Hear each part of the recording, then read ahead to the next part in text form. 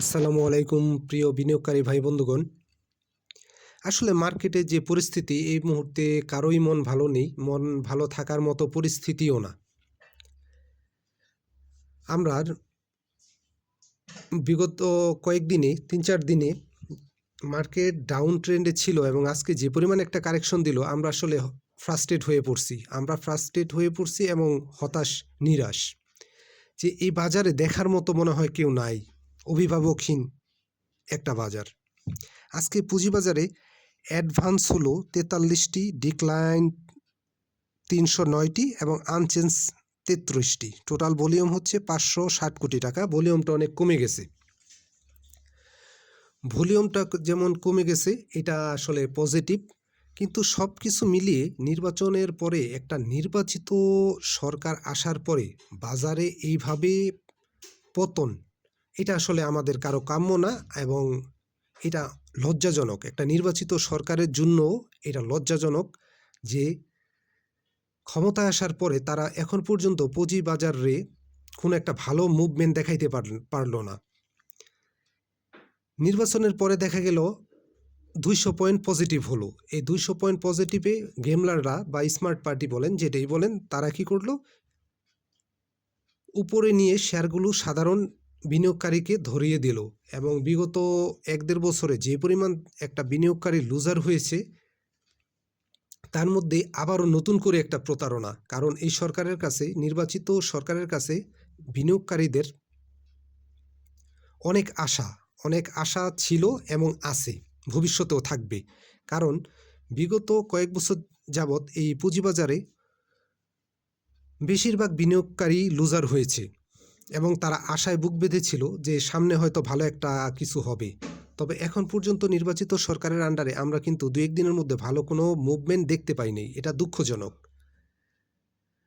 আর এভাবে চলতে থাকলে যদি গেমলাররা প্রতিনিয়ত সুবিধা নিতে থাকে আর সাধারণ ক্ষুদ্র বিনিয়োগকারীদের প্রতারিত করতে থাকে, তাহলে ক্ষুদ্র বিনিয়োগকারীরা নিঃস্ব হতে হতে তারা তাদের অস্তিত্ব সংকটে পড়ে যাবে। বর্তমান পরিস্থিতি যেটা দাঁড়িয়েছে তাতে তাদের অস্তিত্ব সংকটে পড়ে যাওয়ার একটা পসিবিলিটি তৈরি হয়েছে। এভাবে একটা দেশের পুঁজিবাজার চলতে পারে না।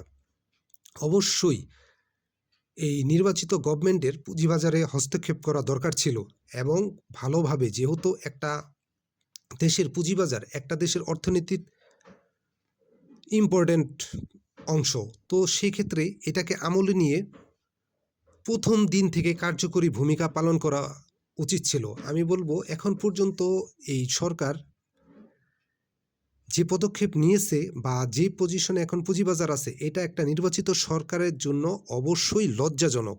এবং আমি আবারও বলি, একটা নির্বাচিত সরকারের জন্য বর্তমান বাজারটা এবং বিগত ২-৩ দিনের যে পরিস্থিতি, এটা আসলেই লজ্জাজনক। মানুষের কষ্টার্জিত অর্থ এভাবে লুটেপুটে খাওয়ার নজির পৃথিবীতে আর আছে বলে আমার মনে হয় না। যাই হোক, আপনি একটা বিজনেসে ইনভেস্ট করলে আপনার লাভ লস দুইটা হইতে পারে, কিন্তু সেটার মধ্যে গেমলারদের প্রতিনিয়ত প্রতারণা, এটা কোনোভাবে মেনে নেওয়া যায় না। পৃথিবীর সব দেশেই মার্কেট মেকার থাকবেই, আর মার্কেট মেকার হচ্ছে পুঁজিবাজারের সৌন্দর্য। কিন্তু আমরা আমাদের এই পুঁজিবাজারে যেটা দেখতে পাচ্ছি, অনেকটা হচ্ছে সব লাভ, মার্কেটের সকল লাভ যেন এই মার্কেট মেকারদেরই প্রয়োজন। পুঁজিবাজারে যারা বিনিয়োগ করেছে তাদের কোনো লাভের দরকার নেই, তাদের পুঁজিটাকে একেবারে শেষ করে দেওয়াই যেন এই আমাদের দেশের মার্কেট মেকারদের মূল লক্ষ্য। এখন সময় এসেছে নতুন নির্বাচিত সরকারের অবশ্যই মার্কেট মেকারদের লাগাম টেনে ধরা, তারাও প্রফিট করুক, সাধারণ বিনিয়োগকারীরাও প্রফিট করুক। তবে ২০০ পয়েন্ট পজিটিভ হওয়ার দরকার কি ছিল? এটা ধাপে ধাপে ২ সপ্তাহ ব্যাপী ১০ পয়েন্ট 20 পয়েন্ট করে এভাবে পজিটিভ থাকতো। এতে করে সাধারণ বিনিয়োগকারীরা তাদের হাতে থাকা হোল্ড করা শেয়ারগুলো কিন্তু প্রফিট টেক করতে পারতো, যেটা অনেকেই করতে পারেন নাই। হয়তো ভাবছেন যে এখান থেকে ২-১ দিন হয়তো নেগেটিভ হয়েছে, আবার পজিটিভ ধারায় ফিরে আসবে, কিন্তু আজকে যেটা করলো এটা আসলেই পুঁজিবাজারের জন্য লজ্জাজনক এবং বিনিয়োগকারীদের জন্য চরম হতাশাজনক। আর সাইডলাইনে যেসব বিনিয়োগকারীরা ওয়েট করতেছে যে মার্কেট ভালো হলে মার্কেটে আসবে, তারা কিন্তু এই বিগত 2-3 দিনের মার্কেট কারেকশনের অবস্থা থেকে তারা কিন্তু এখন আর সাহস করবে না। এটা কিন্তু মার্কেটের জন্য টোটালি একটা নেগেটিভ সাইন। এটা ভালো না। সম্পূর্ণরূপেই ভালো কোনো পদক্ষেপ আমরা এখন পর্যন্ত দেখতে পাই নাই। নির্বাচিত সরকারের কাছে আমাদের এক্সপেকটেশন কিন্তু অনেক ছিল, কিন্তু প্রথম দিন থেকেই কিন্তু আমরা ভালো কোনো কিছু পাই নাই। তবে বিনিয়োগকারী ভাইদের বলবো, আপনারা ধৈর্য ধরেন, যেহেতু একটা কারেকশন হয়েছে আর আরএসআইটাও বেড়ে গিয়েছিল, একটা কারেকশন মুভমেন্টে চলে আসছে। আগামী সপ্তাহে আশা করি মার্কেটটা একটা মুভমেন্টে যাবে। আর এই মুহূর্তে ধৈর্য ধরেন, ধৈর্য ছাড়া আর কিছু করার নেই। আর আমাদের মার্কেট মেকারগুলো হয়েছে অনেকটা নির্লজ্জ, যাদের লজ্জা শরম নেই বললেই চলে। অর্থ ছাড়া তারা কিছু বুঝে না, তাদের মধ্যে কোনো বিবেক বিবেচনা বলতে কিছু নাই।